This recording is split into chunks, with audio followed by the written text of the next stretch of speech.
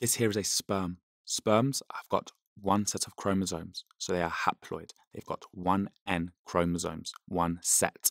This is an egg cell that is also haploid, which has got one set of chromosomes, 1N. Now a zygote forms. A zygote now forms whereby the nuclei of the sperm and the egg fuse to form a diploid cell with two sets of chromosomes, one from the sperm and one from the egg.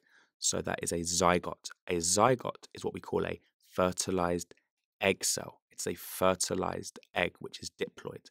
It is the fusion of two haploid gametes to form a zygote, which is fertilization. It is the fusion of two haploid gametes, one sperm and one egg.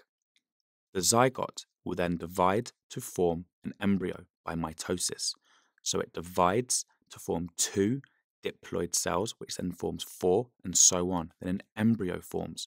So a zygote is going to form an embryo, and all of these cells are diploid, 2N diploid. It's question time. Attempt these questions to check your understanding.